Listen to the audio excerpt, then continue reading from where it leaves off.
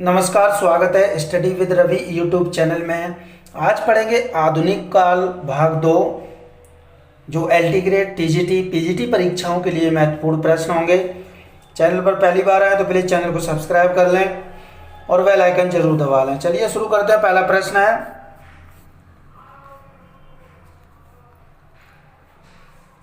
इनमें से कौन सा कवि द्विवेदी युग का नहीं है? पंडित रामचरितोपाध्याय, मुकुटधर पांडे, या फिर लाला श्रीनिवास दास, या फिर राम नरेश त्रिपाठी। तो इसका सही आंसर हो जाएगा लाला श्रीनिवास दास, जो है वो द्विवेदी युग के कवि नहीं हैं। अगला प्रश्न है, आयु के अनुसार भारतेंदु मंडल में सबसे वरिष्ठ सदस्य कौन थे? भारतेंदु, बालकृष्ण भट्ट, प्रताप नारायण मिश्र, या फिर ठाकुर जगमोहन सिंह। तो इसका सही आंसर हो जाएगा बालकृष्ण भट्ट, जो थे वो भारतेंदु मंडल में सबसे वरिष्ठ सदस्य थे। अगला प्रश्न है, भारतेंदु मंडल में गद्य के लिए किस भाषा को प्रमुखता दी गई? ब्रज भाषा, अवधी भाषा, खड़ी बोली, या फिर उर्दू। तो इसका सही आंसर है खड़ी बोली को भारतेंदु काल में गद्य के लिए भाषा की प्रमुखता दी गई। अगला प्रश्न है, भारतेंदु मंडल के विनोद प्रिय लेखक कौन माने गए हैं? बालकृष्ण भट्ट, प्रताप नारायण मिश्र, बद्री नारायण चौधरी, या फिर ठाकुर जगमोहन सिंह। तो इसका सही आंसर है प्रताप नारायण मिश्र को विनोद प्रिय लेखक माने जाते हैं। अगला प्रश्न है, भारतेंदु मंडल के हास्य व्यंग के लेखक कौन थे?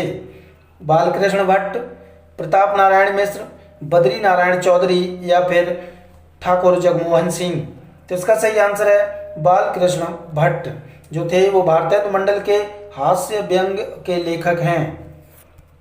अगला प्रश्न है, इनमें से कौन कवि द्विवेदी युग के नहीं हैं? त्रिलोचन, मैथिली शरण गुप्त, सियाराम शरण गुप्त, या फिर श्रीधर पाठक। इसका सही आंसर है त्रिलोचन शास्त्री, जो हैं वो द्विवेदी युग के कवि नहीं हैं। अगला प्रश्न है, महावीर प्रसाद द्विवेदी ने सरस्वती पत्रिका का संपादन कब शुरू किया था? 1900 ईस्वी में, या फिर 1902 ईस्वी में, या फिर 1903 ईस्वी में, या फिर 1917 ईस्वी में। तो इसका सही आंसर है महावीर प्रसाद द्विवेदी ने सरस्वती पत्रिका का जो संपादन शुरू किया था वो 2003 ईस्वी में किया था। अगला प्रश्न है, महावीर प्रसाद द्विवेदी ने सरस्वती पत्रिका का संपादन कितने वर्षों तक किया? 15 वर्ष तक, या फिर 16 वर्ष तक, या 17 वर्ष तक, या फिर 18 वर्ष तक। तो इसका सही आंसर हो जाएगा 17 वर्ष तक महावीर प्रसाद द्विवेदी ने सरस्वती पत्रिका का संपादन किया।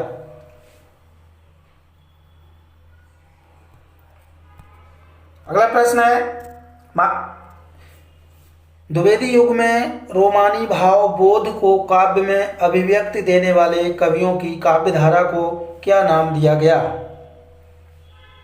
स्वच्छंदतावाद, छायावाद, या फिर मांसलवाद, या फिर नकेलवाद।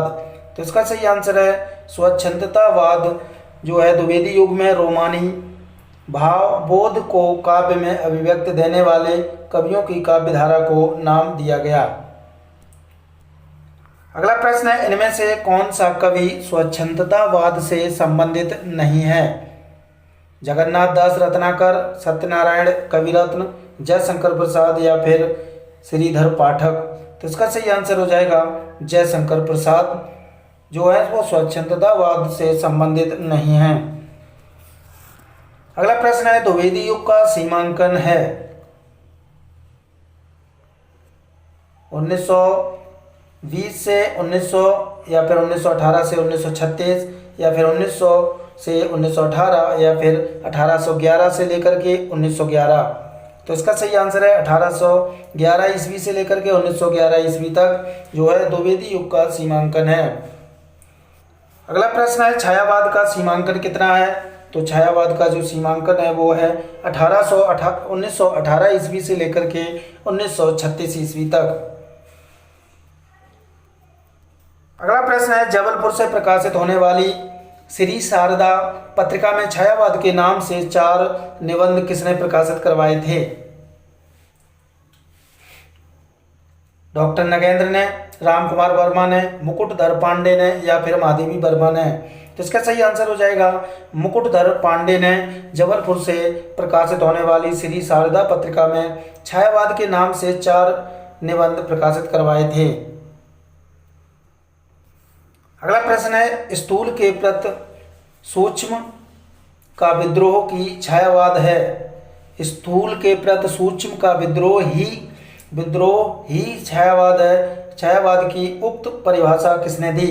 रामकुमार वर्मा ने, डॉक्टर नगेंद्र ने या आचार्य रामचंद्र शुक्ल ने या महादेवी वर्मा ने? तो इसका सही आंसर हो जाएगा डॉक्टर नगेंद्र ने। अगला प्रश्न है, जब परमात्मा की छाया आत्मा में और आत्मा की छाया परमात्मा में पड़ने लगती है तभी छायावाद की सृष्टि होती है। छायावाद की यह परिभाषा किसने दी? रामकुमार वर्मा ने या फिर डॉक्टर नगेंद्र ने या आचार्य रामचंद्र शुक्ल ने या फिर महादेवी वर्मा ने? तो इसका सही आंसर है यह परिभाषा रामकुमार वर्मा ने दी। अगला प्रश्न है, छायावाद प्रकृति के बीच जीवन का उद्गीत है। छायावाद की उक्त परिभाषा किसने दी? रामकुमार वर्मा ने या फिर डॉक्टर नगेंद्र ने या आचार्य रामचंद्र शुक्ल ने या फिर महादेवी वर्मा ने? तो इसका सही आंसर हो जाएगा महादेवी वर्मा।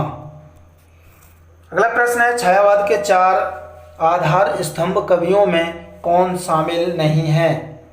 जयशंकर प्रसाद, लीलाधर जुगुड़ी, सुमित्रा नंदन पंत या फिर निराला? तो इसका सही आंसर हो जाएगा लीलाधर जुगुड़ी जो है छायावाद के 4 आधार स्तंभ कवियों में नहीं है। अगला प्रश्न है, छायावाद की लघुत्रयी में कौन शामिल नहीं है? रामकुमार वर्मा, माखनलाल चतुर्वेदी, भगवती चरण वर्मा या फिर महादेवी वर्मा? इसका सही आंसर हो जाएगा छायावाद की लघुत्रयी में जो शामिल नहीं है वो है रामकुमार वर्मा। अगला प्रश्न है, छायावादोत्तर काल में हलावाद काव्यधारा का सीमांकन क्या है? 1930 से 1940, 1918 से 1936 या 1933 से 1936, 1911 से लेकर के 1921? तो इसका सही आंसर है छायावादोत्तर काल में जो हलावाद काव्यधारा का जो सीमांकन है वो है 1933 ईस्वी से लेकर के 1936 ईस्वी तक। और हलावाद के प्रवर्तक हरिवंश राय बच्चन हैं। अगला प्रश्न है, हलावाद के प्रमुख कवि कौन हैं? तो हलावाद के प्रमुख कवि हैं हरिवंश राय बच्चन। अगला प्रश्न है, इनमें से कौन हलावादी कवि नहीं है? हरिवंश राय बच्चन, रामेश्वर शुक्ल अंचल, नरेंद्र शर्मा या महादेवी वर्मा? तो इसका सही आंसर हो जाएगा महादेवी वर्मा जो हैं वो हलावादी कवियत्री नहीं है, ये छायावादी कवियत्री हैं। अगला प्रश्न है, छायावाद के समानांतर राष्ट्रीय सांस्कृतिक काव्यधारा के कवि हैं?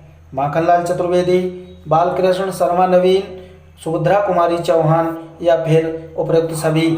तो इसका सही आंसर हो जाएगा उपर्युक्त सभी। ये जो सभी कवि हैं वो छायावाद के समानांतर राष्ट्रीय सांस्कृतिक काव्यधारा के कवि हैं। अगला प्रश्न है, प्रगतिवाद का सीमांकन है 1936 से 1940, 1936 से 1943 या फिर 1933 से 1936 या 1911 से 1921? तो इसका सही आंसर हो जाएगा 1936 से 1943 ईस्वी जो है वो प्रगतिवाद का सीमांकन है। अगला प्रश्न है, प्रगतिवाद लेखक की दिशा की ओर पहला कदम किस कवि का माना जाता है? केदारनाथ अग्रवाल का, नागार्जुन का, सुमित्रा नंदन पंत का या फिर त्रिलोचन का? तो इसका सही आंसर है प्रगतिवाद लेखन की दिशा की ओर पहला कदम जो कदम माना जाता है वो माना जाता है सुमित्रा नंदन पंत का। अगला प्रश्न है, भारत में प्रगतिशील संघ की स्थापना कब हुई थी? 1934 ईस्वी या 1935 ईस्वी या 1936 ईस्वी या 1937 ईस्वी? तो इसका सही आंसर है भारत में प्रगतिशील लेखक संघ की स्थापना जो हुई थी वो हुई थी 1936 ईस्वी में। और इसकी अध्यक्षता की थी और ये लखनऊ में हुई थी और इसकी जो अध्यक्षता की थी वो मुंशी प्रेमचंद द्वारा की गई थी। अगला प्रश्न है, प्रगतिशील लेखक संघ के प्रथम अधिवेशन की अध्यक्षता किसने की थी? तो ये की थी मुंशी प्रेमचंद ने। अगला प्रश्न है, सुमित्रानंदन पंत के किस काव्य में छायावाद का अंत और प्रगतिवाद का उदय मिलता है?